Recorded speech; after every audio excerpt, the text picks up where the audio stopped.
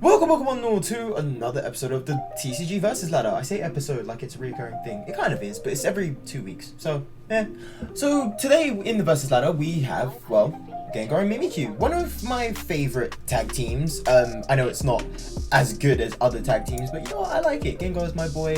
Mimikyu is kind of like my boy. I like them both. I like both ghost types. I'm a fan of ghost type Pokemon, and Gengar is my favorite Pokemon of all time, so I have a personal connection with this card. But anyways, 240 HP is low. Same HP as Pikarom, but you know what? It's fine. It's not been too much of an issue. We've kind of dealt ways around it in the past. Psychic type, which means you have things at your disposal like Horror Energy to chip on extra damage counters if it's attacked, which is always nice. Retreat goes to 2 is fine because Air Balloon gets you free retreat. Resistance to fighting is good but not needed because, I mean, the biggest threat you have right now is Excadrill, so I mean it could fare a few favors. It turns a 2-hit KO into a 3-hit KO for Excadrill, which is okay. Weakness to Darkness is not great. It's really not good. Eternatus VMAX is just rocking the entire format, and it's just not good to be weak to dark types at any point in time, anytime soon, so not great. But it has 2 attacks, 1 normal and 1 GX attack. For 2 psychic energy, we have Poltergeist. 50 damage and 50 times damage, I should say. And your opponent reveals their hand. Their attack does 50 damage for each trainer card you find there. So the more trainers they have, the more damage you do, obviously. So the whole point of this is to get a bigger hand that you can. And for 1 psychic energy, you do Horror House. Your opponent can't play any cards from their hand at any point during their next turn. But if you have 1 extra energy, both of you draw up to 7 cards. Which means on your opponent's turn they draw 8 and they still can't use any of the cards they draw. They can't use the new card that they drew. They can't use any hands that they drew because of the GX attack. They can't use nothing. They cannot use a single card from their hand. They can still attack if they've got the right energy. They can still use Stadium if it's got it in play. Like for example, Viridian Forest, they can still do that. They can still do an ability, a draw support ability, but anything else they cannot bring out from their hand, which is great. It sets you up for Poltergeist next turn, so that's good. Normally the way people would do it is that they put on 1 psychic energy and then do Horror House. The next turn stick on another psychic energy, Poltergeist, and you've got a buffed up amount of damage. So it's good. We like Gengar and Mimikyu. It's a nice attack. Shame about the weakness, shame about the HP, but then again for 240 I kind of see it. I see it. So it's not too bad. And for the full art supporter, I actually haven't looked at the full art supporter today. It is Sabrina's Suggestion. Ooh, not a bad full art, I have to say. It's not bad. I like the full art. In terms of the support, it's not really used a lot though. But it says your opponent reveals their hand. You may choose a support card you find there and use the effect of that card as the effect of this card, which is, to be fair, not too bad. So if you use Sabrina's Suggestion, it basically gives you a free support card of anything that your opponent has, but you have to be careful though because your opponent needs to have it. So for example, if your opponent has, say, Boss's Orders in their hand, you could use that instead.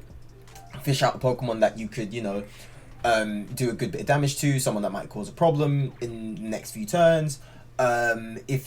If they've got a draw support like Professor's Research, you could do that. If they've got Marnie, you could do that, disrupt their draw. Even like characters, Pokemon support, like for example Piers, if they're running with a dark deck, you could do Piers. Finding energy, could be a horror energy just to prepare. Sure, it has to be a dark type Pokemon. If you're running with Crobat, that could also help. You could have something like, I don't know, Skylar maybe to set you up for next turn.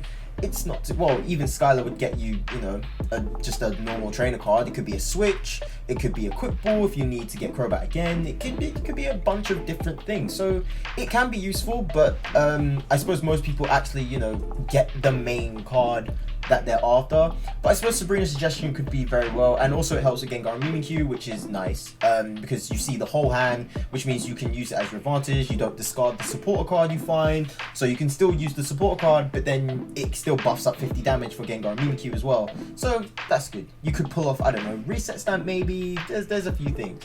But in terms of Gengar and Mimikyu, there's a few things you could put with Gengar and Mimikyu. The first instinct was Omastar. That's when we first got released, when we first got Team Up. Gengar Mimikyu would always be with Omastar because if you have less Pokemon on the bench in play than your opponent can't do any item cards, which basically means you're stacking up item cards to do for Poltergeist, so you're just getting a bunch of damage off. It's a nice little ability. It's good. It was decent.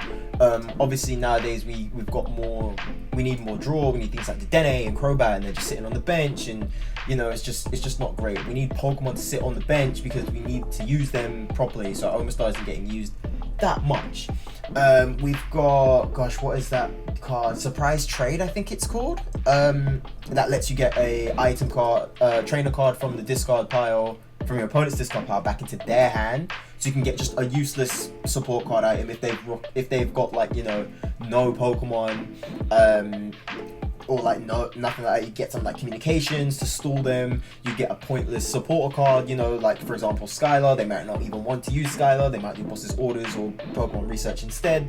They might want to do something else. So you can literally just get any pointless supporter card or pointless trainer card that could just buff up your damage for one time. They might try and get rid of it next turn, but at least you got rid of the Pokemon that's up front, so that's always a good thing. In terms of stadiums, the best one I would say is, I don't know, either Chaotic Swell or Lavender Town, because Chaotic Swell obviously locks off supporters. They can't do things like Viridian Forest. They might not use Viridian Forest to get an energy. They might just use it to discard. Same with Giant Hearth. They might not use it to get the fire energy. They might just use it to discard to cut off your attack. So Chaotic Swell cuts that out. Martial Arts Dojo as well. If you're ahead on prizes, your opponent does extra damage. Minus the resistance would be plus 20 damage basically for a fighting type Pokemon. So not the best, but then again Chaotic Swell knocks it out, so it's good. But the one I would go above that is Lavender Town. If you really want to see what your opponent's doing, if you're not fussed of your, you know, of your cards getting lost, you could do Lavender Town. You can always peek at your opponent's hand, but be careful with that because then your opponent can also see your hand. That stadium is tricky because it not just works for you but for your opponent. So your opponent can play around you, kind of realizing what you have next. They could, you know, see at any point if they use Marnie, they could disrupt your draw. If you got an extra energy, you could lose that energy. So I'd say if you want to do, you know, a guaranteed good hit, I would say Lavender Town. If you want to do, you know, a safety precaution hit, I would say Chaotic Swell. It's down to you guys. Obviously Horror Energy is a nice one. First turn attach, second turn, you know, attach. You can do Poltergeist or Horror House. It's up to you. If they've got more than enough cards in their hand, you can do Poltergeist. If you want to do extra, you can do Horror House. It's nice. I like it. It's good. But yeah, I think in terms of Gengar and Mimikyu, there's not really much else to say. In terms of Pokemon as well, I know there's actually one Pokemon that that's a big help to Gengar and Mimikyu, and you guys are probably seeing it in this video now. But Chandelure, I think, should be used a lot more. I'm gonna make a video on this like we did with Alolan Persian a few days ago, but I'm going to say that Chandelure is perfect for Gengar and Mimikyu for the simple reason of it locks off weaknesses. If you attach an energy, you lock off weakness, and you can put an Eternatus VMAX, and that's it. You're done. But that's it from this video anyways, guys. If you guys enjoyed this video, always leave a like and always click on the video. You guys are always welcome back, and I will see you all in the next video. Have fun getting Gengar and Mimikyu and Sabrina's suggestion. Okay, bye!